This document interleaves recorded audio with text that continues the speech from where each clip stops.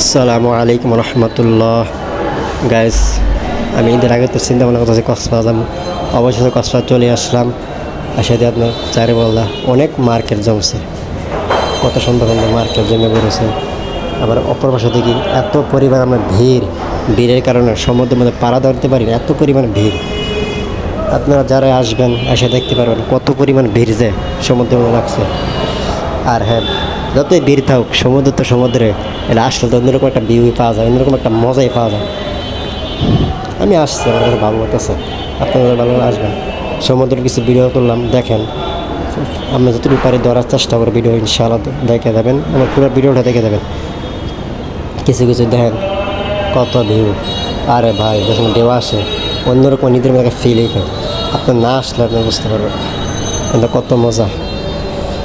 এই যে আমি সমুদ্রের মধ্যে আসলাম, সমুদ্রে আসে আপনার ভিডিও তুললাম, দেখতেছেন আমার পিছনে কত মানুষ।